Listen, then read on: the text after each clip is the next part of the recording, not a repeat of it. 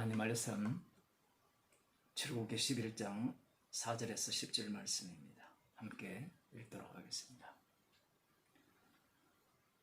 모세가 바로에게 이르되 여호와께서 이같이 말씀하시기를 밤중에 내가 애국 가운데로 들어가리니 애국 가운데 처음 난 것은 위에 앉은 바로의 장자로부터 맷돌 뒤에 있는 여종의 장자까지와 모든 생축에 처음 난 것이 죽을지라. 애굽 전국에 전무후무한 큰 곡성이 있으리라. 그러나 이스라엘 자손에게는 사람에게나 짐승에게나 개도 그 혀를 움직이지 않으리니 여호와가 애굽 사람과 이스라엘 사이에 구별하는 줄을 너희가 알리라 하셨나니 왕의 이 모든 신하가 내게 내려와서 내게 절하며 이르기를 너와 너를 쫓는 온 백성은 나가라 한 후에야 내가 나가리라 하고 심히 노하여 바로에게서 나오니라. 여호와께서 모세에게 이르시기를 바로가 너희를 듣지 아니할지라. 그러므로 내가 애굽 땅에서 나의 기사를 더하리라 하셨고 모세와 아론이 이 모든 기사를 바로 앞에서 행하였으나 여호와께서 바로의 마음을 강팍게 하셨으므로 그가 이스라엘 자손을 그 나라에서 보내지 아니하였더라. 아멘. 10번째 재앙, 장자와 생축의 초태생을 모두 다 죽이시는 그 재앙을 내리실 것을 여호와 하나님께서 말씀하고 계십니다. 그런데 이번 재앙은 이전의 재앙과는 다른 면모를 갖게 됩니다. 이전에는 모세와 아론이 재앙을 이렇게 내리게 했다면 이번에는 여호와 하나님께서 직접 밤중에 애굽 가운데로 들어가셔서 애굽 가운데 처음 난 것을 다 죽이시겠다라는 겁니다. 그것이 바로 왕으로부터 시작하여서 맷돌 뒤에 있는 여종의 장자까지 그리고 생축의 모든 초태생은 다 죽이시겠다는 것이 지금 여호와 하나님께서 10번째 재앙에서 재앙을 지금 말씀하고 계시는 거죠. 참으로 특이하죠. 사람들은 하나님이 우리와 함께하는 것을 되게 좋아합니다. 하나님이 나와 함께 하시면 얼마나 좋을까. 예수 믿는 사람들이 성령님이 나와 함께 하시면 얼마나 좋을까 이렇게 말을 하지요. 물론 좋긴 좋은데 그 좋음이 어떠한가 거기에 대한 내막이 오늘 본문에서 보여주고 있습니다. 여호와 하나님께서 친히 애굽 가운데로 들어오셔서 장자를 죽이십니다. 물론 여기에서 보게 되면 이스라엘 자손에게나 사람에게나 생축에게는 죽임을 당하는 일이 없다라고 이렇게 말씀을 하시고 애굽 사람과 그 애굽의 생축들 그들에게는 하나님께서 죽이시는 그 장자를 죽이시는 죽임이 있을 것이고 그래서 애굽 사람들에게는 큰 곡성이 있을 것이고 이스라엘 자손에게는 그러한 곡성이 없을 것이라 너무나 조용할 것이라 이렇게 말씀하는 거죠. 개도 안 짖는다라는 거죠. 곡성 소리가 나면 개도 덩달아 짖을 수 있는데 그 개도 그 혀를 움직이지 않는 그러한 어떤 상황 속에서 이스라엘 자손이 거하게 된다. 이렇게 여호와 하나님께서 말씀하고 계십니다. 여호와 하나님께서 친히 애굽 가운데로 들어오심으로 말미암아 친히 심판을 하시고 심판을 하시는 가운데 두 쪽으로 이렇게 쪼개지는 이스라엘과 애굽이 구별되는 그러한 일들이 일어나게 된다라는 사실입니다. 여기에서 애굽 사람과 이스라엘 사이에 구별이 있을 것이라고 이렇게 말씀을 하셨지만 누가 이스라엘 사람인가? 앞서서 그 우박 재앙이 내릴 때 바로 왕의 신하들 중 몇 사람들이 모세의 말을 듣고 들에 있는 동물들과 사람들을 집으로 피신시켰을 때 그들은 살아남았죠. 10번째 재앙도 동일합니다. 6월절 어린 양의 피를 바른 집들은 애굽 사람이라 할지라도 살게 돼요. 물론 여기에서는 문자적으로는 이스라엘 자손과 애굽 사람들을 나누지만 실질적으로는 6월절 어린 양이 애굽 사람과 이스라엘 자손을 나누게 된다는 것을 알 수 있습니다. 성경에는 이스라엘 자손들 중에 6월절 어린 양의 피를 바르지 않은 자가 없었다 이런 표현이 나오지 않지만 이와 반대로 갈렙 같은 경우에 유다 족속의 두룡이거든요. 근데 갈렙 같은 경우에는 그니스 족속입니다. 그니스 족속은 이 가나안 땅 그 지역에 사는 아브라함 언약에 하면 멸망당해야 될 그러한 족속이거든요. 그 족속이 언제 애굽으로 내려왔는지 모르지만 이 6월절 어린 양의 피를 경유한 이후에는 유다 족속에 소속되어서 이스라엘 땅을 약속의 땅을 정탐할 때 유다 지파의 두령으로서 일을 하는 것을 볼 수 있는 겁니다. 그러니 여호와 하나님께서 애굽 땅에 들어가셨을 때 이 6월절 어린 양의 피가 있는 그 집은 곡성이 없을 것이고 피가 없는 집은 초태생이나 장자들은 다 죽이실 것이라는 그런 말씀을 하고 계신 거죠. 하나님께서 이 땅에 오심으로 말미암아 어떠한 일이 일어나는가? 심판이 일어나는 겁니다.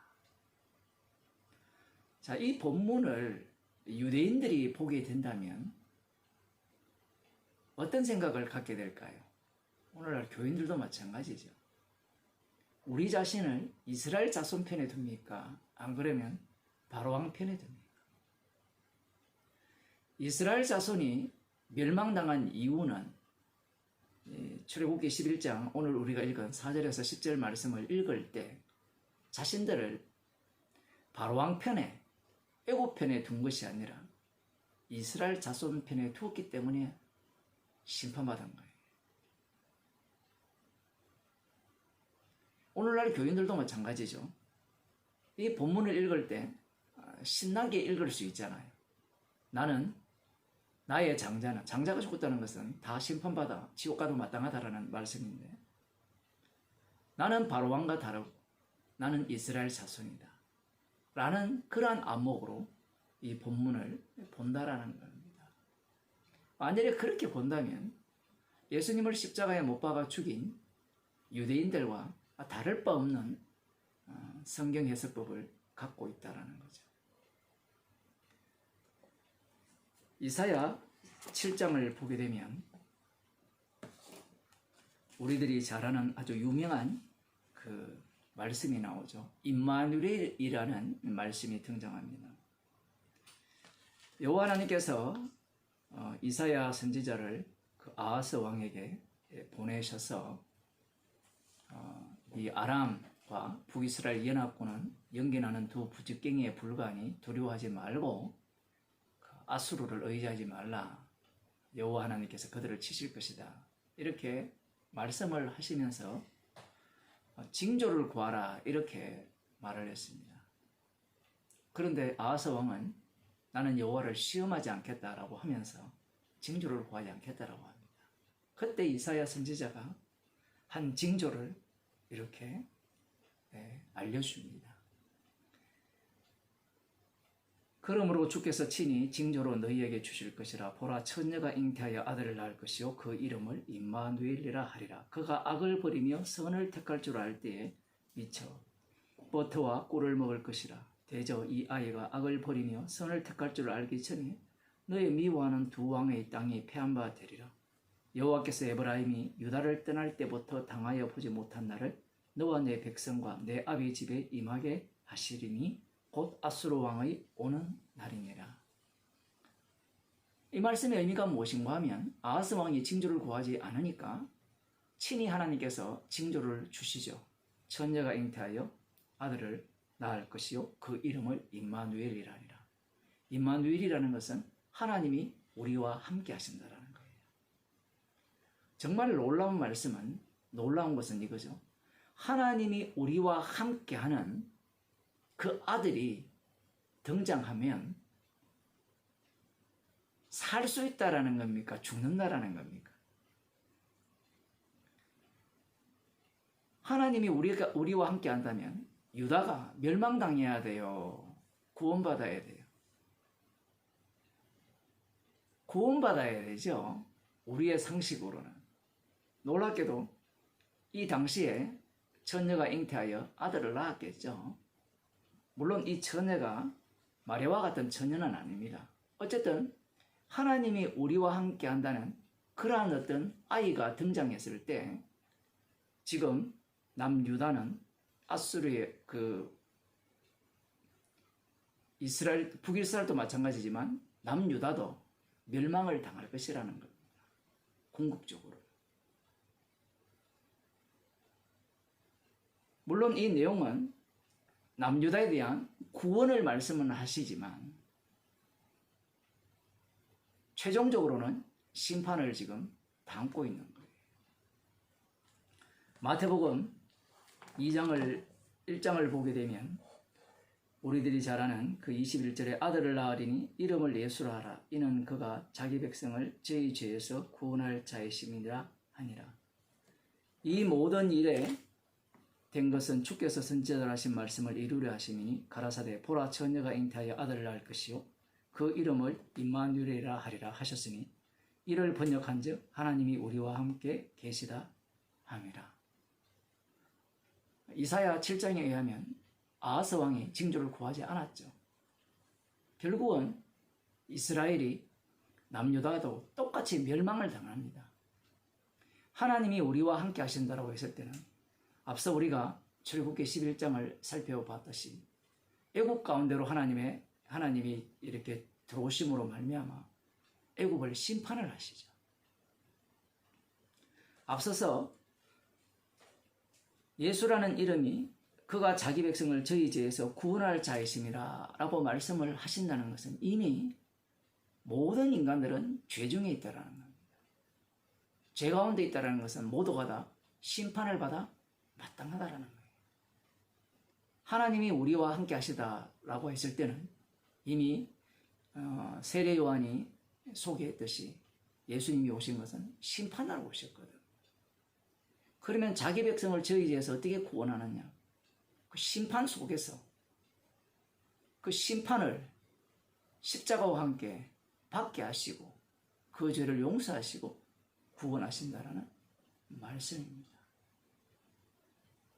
성도는 어떠한 내용을 담고 있느냐라고 할 때는 자기 백성을 저희 죄에서 구원하신 예수의 이름으로 살기 때문에 이 내용을 성도는 담고 살아간다는 사실입니다. 이 말씀에 의하면 오늘 우리가 읽은 출애굽기 11장 4절에서 10절에 나오는 그 애굽과 이스라엘을 구별하셨잖아요. 마태복음 1장에 의하면 애굽과 이스라엘이 구별이 됩니까? 자기 백성은 애굽에서 이스라엘 자손으로 바뀐 자들이죠. 그럼 애굽에서 이스라엘로 어떻게 바뀌었느냐? 그것은 십자가의 피 능력으로 바뀐 겁니다. 구약에서는 이 애굽과 이스라엘을 완전히 분리해 놓았지만 예수님이 오신 이후에는 애굽과 이스라엘이 분리되는 것이 아니라 모두가 다 애굽입니다. 애굽에서 내 아들을 불렀다라는 그 말씀을 이루려 함이라는 말씀이 그대로 등장하죠. 그 애굽에서 주님께서 구원을 일으키신다는 거죠. 자신의 피로. 그래서 성도는 애굽에서 구원받은 그 내용을 담고 있는 거예요. 애굽 백성에서 이스라엘 자손이 된. 그럼 어떻게 그것이 그렇게 되었느냐를 할 때는 주님의 죽으심이죠. 십자가의 피로 죄에서 구원받은 백성이라는 겁니다.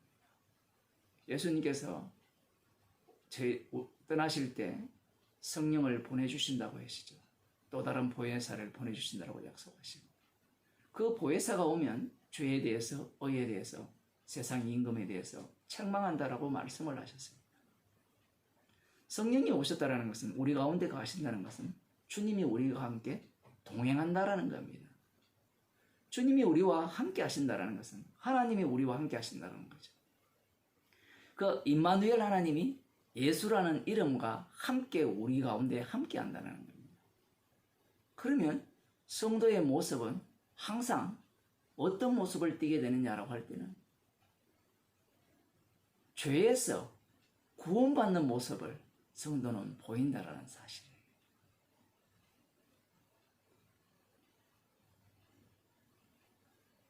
애굽 사람에서 이스라엘 자손으로 바뀌는 그 과정을 성도의 몸에 주님께서 담아 놓으시고, 그 일을 어떻게 이루셨는가, 십자가의 피로 이루셨음을 증거하는 주님의 증인으로 우리들을 다루신다는 사실입니다. 성도는 주님의 증인이죠. 나의 증인이 아니라. 주님의 증인이라면 주님께서 십자가에서 다 이루신 일들을 증거하게 될 것이고, 그러하다면 성도는 날마다 이 바로왕과 같은 강팍한 모습으로 바뀌고, 또 그러한 상황에서 주님께서 이스라엘 자손으로 바꾸어 주시는 그 십자가의 능력이, 피능력이 늘 작동하는 그러한 몸을 갖고 이 땅에 살아가는 겁니다. 그래서 성도가 자랑할 것은 구원받았다는 것을 자랑하는 것이 아니라 십자가의 피 능력을 자랑하는 인생을 살게 되는 겁니다. 날마다 오늘도 우리들을 죄인 만드시고, 주께서 그 피로 의인 만드시는 그 능력 속에 저희들을 살게 하신 그 은혜에 대해 감사하며 살아가는 주의 백성이 되기를 바랍니다. 기도하시겠습니다. 하나님 아버지, 주님의 죽으심 속에 저희들을 함께 참여시키셔서 심판과 구원의 요소를 저희들 속에서 항상 끄집어내시면서 십자가의 피 능력만을 증거하는, 자랑하는 주의 백성으로 삼아주심을 감사드립니다. 예수님 이름으로 기도드리옵나이다.